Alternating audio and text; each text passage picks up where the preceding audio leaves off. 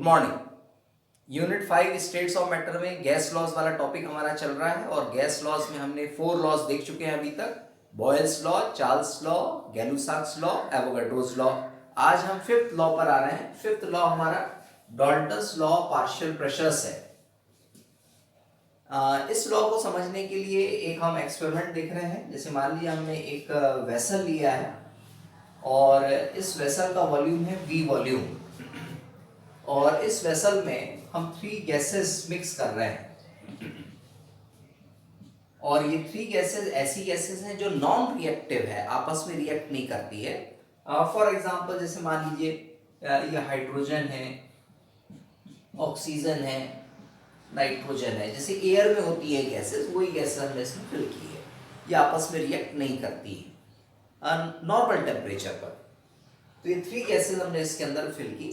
अब ए गैस को हमको सिलेंडर में फिल करना है तो किसी ना किसी प्रेशर का हमें यूज करना पड़ेगा। तो ए गैस को जिस प्रेशर से हम इसके अंदर फिल करते हैं वो प्रेशर है पीए।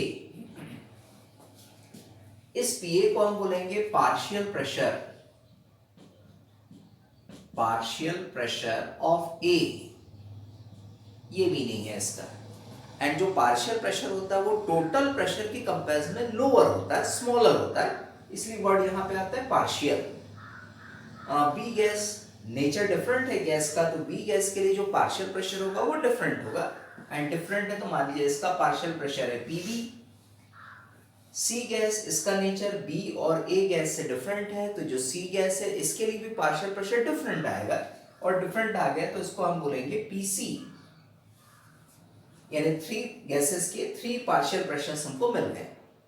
और अब जो हमें टोटल प्रेशर बताना है इस वॉल्यूम के अंदर गैस का, तो according to Dalton's law partial pressure, total pressure जिसको हम लिखते हैं P total equals to P A plus P B plus P C, ये हमारा आता है। यही डाल्टन लॉ कहता है कि किसी भी वेसल में यदि आप डिफरेंट गैसेस को फिल करते हैं तो उन डिफरेंट गैसेस के पार्शियल प्रेशर का जो सम होगा वो टोटल प्रेशर के इक्वल आएगा। अब ये जो पार्शियल प्रेशर है इनको हम मोल फ्रैक्शन की टर्म्स में लेना चाह रहे हैं। Partial pressure in terms of mole fraction की टर्म में हम इसे किस तरह से लें, इसके लिए हम ऐसा लेके चल रहे हैं from ideal gas equation. And कल हमने देखा था ideal gas equation PV equals to nRT होता है, और इसको यदि हम ओनली P के फॉर्म में लें तो nRT अपॉन V ये हमारा होगा। सपोज करें कि जो A गैस है, A गैस के लिए पार्शियल प्रेशर है PA और इसके नंबर ऑफ मोल्स है Na। क्योंकि गैस डिफरेंट है तो मोल्स भी डिफरेंट आएंगे, Na आएगा। बी गैस के केस में चले तो बी गैस के लिए पार्शियल प्रेशर Pb है और उसके नंबर ऑफ मोल्स है Nb। एंड सी गैस के केस में चले तो पार्शियल प्रेशर है Pc और नंबर ऑफ मोल्स क्या है Nc। Pa, Pb, Pc ये जो हमारे पास different partial pressures and different moles आए हैं, इनकी वैल्यूज को हम इस इक्वेशन में पुट करें आइडियल गैस इक्वेशन में, तो हमें डिफरेंट इक्वेशंस मिलेंगे। और ए गैस के लिए चले यहां तो प्रेशर क्या होगा हमारा Pa, Na, RT वैसा का वैसे ही रहेगा, V वैसा ही रहेगा। V मींस क्या है, वॉल्यूम है, तीनों ही गैसेस का वॉल्यूम सेम है तो V ले लिया। टेम्परेचर, तीनों ही गैसेस एक ही रूम टेम्परेचर पे रखी गई है इसलिए T वैसे ही रहेगा। R होता है गैस कांस्टेंट, इसको दे दीजिए आप इक्वेशन नंबर 1। सेम ऐसे ही फॉर B गैस के केस में चलेंगे तो Pb equals to NbRT upon V आएगा, इसे दे दीजिए आप equation number 2। For C gas के केस में चले तो Pc equals to NcRT upon V, equation number 3। तो ये हमारे पास 3 इक्वेशंस आ गई। अब यदि मान लीजिए हमने डाल्टन्स लॉ पार्शियल प्रेशर इसमें लगाया,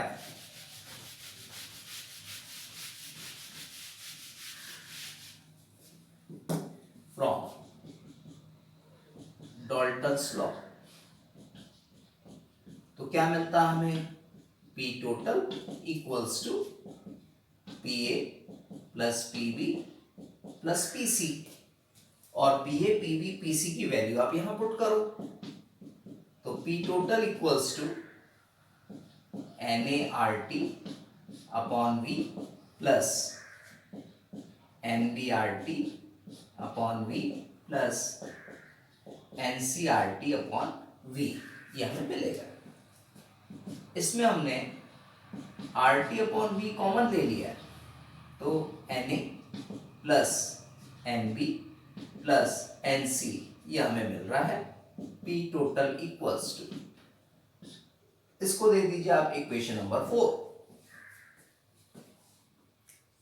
अब हमने इक्वेशन 1 डिवाइडेड बाय इक्वेशन 4 करना है।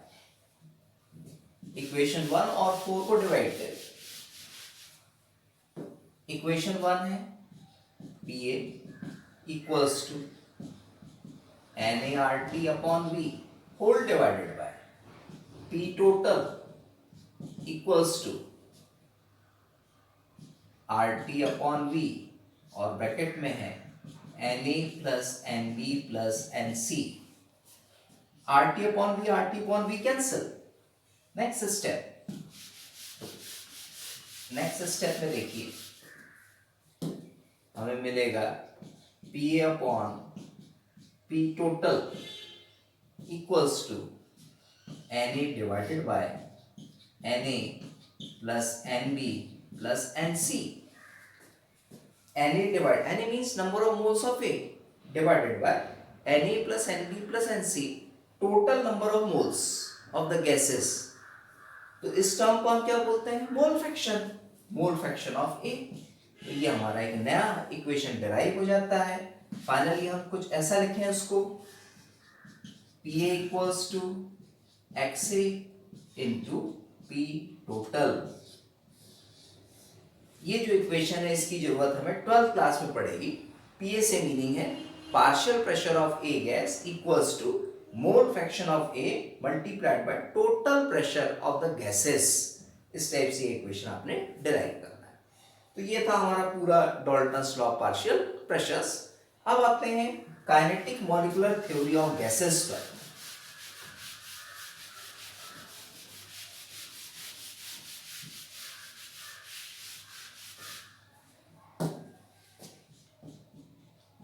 काइनेटिक मॉलिक्यूलर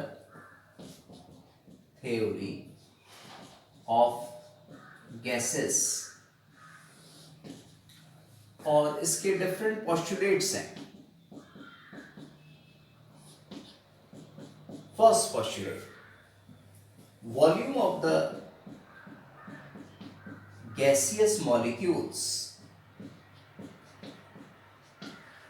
मतलब जो गैस हमने कंटेनर में फिल की है उसके अंदर जो मॉलिक्यूल है उसका वॉल्यूम निग्लिजिबल होता है, is negligible then total volume के कंपैरिजन में गैसियस मॉलिक्यूल्स का वॉल्यूम निग्लिजिबल होता है। पॉइंट नंबर 2, सेकंड पॉइंट क्या कहेगा, there is no force of attraction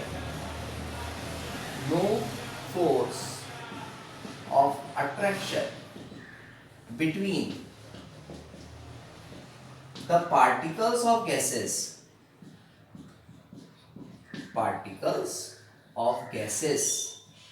मतलब गैस के पार्टिकल से मीनिंग, सपोज ये कंटेनर है, इसमें हमने गैस को फिल की है तो ये गैस के पार्टिकल्स हो गए। तो इन गैस के पार्टिकल्स के बीच में कोई फोर्स ऑफ अट्रैक्शन नहीं है, ये कहना है kinetic molecular theory of gases का।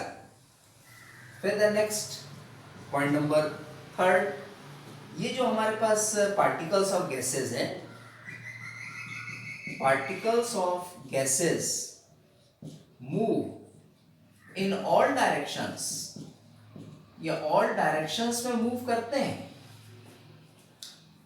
and in straight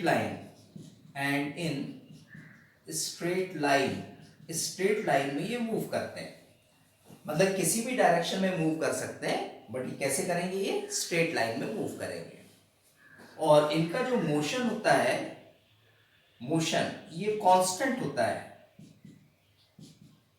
constant motion होगा, फिक्स्ड मोशन होगा, एंड रैंडम होते हैं ये, रैंडम मतलब रैंडम से मीनिंग है जिगजैग डायरेक्शन में इनका मोशन होगा। जिगजैग डायरेक्शन मतलब डायरेक्शन फिक्स नहीं है, जिगजैग डायरेक्शन में ये उस पर्टिकुलर कंटेनर के अंदर मूव करते हैं। नेक्स्ट, कोलिजन, टक्कर जो होती है पार्टिकल के बीच में, कोलिजन ऑफ मॉलिक्यूल्स, मॉलिक्यूल्स का जो कोलिजन है ये परफेक्टली इलास्टिक होता है, perfectly elastic.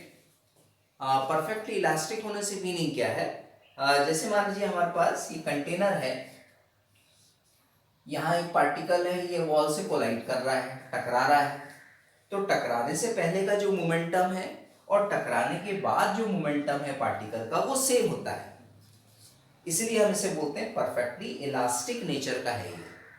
Before collision and after collision momentum of the particle same, सिर्फ डायरेक्शन में चेंज आएगा, पहले ये डायरेक्शन होगा, बाद में ये डायरेक्शन होगा। तो इस टाइप से ये हमारा पॉइंट नंबर 5 था। पॉइंट नंबर 6 क्या कह रहा है, अब जो डिफरेंट पार्टिकल्स हैं, तो डिफरेंट पार्टिकल्स के लिए डिफरेंट स्पीड्स भी आएंगी, different speeds for different particles, and different speeds हैं तो डिफरेंट काइनेटिक एनर्जी भी होगी। डिफरेंट स्पीड्स है तो डेफिनेटली क्या होगी, डिफरेंट काइनेटिक एनर्जी मिलेगी पार्टिकल्स की।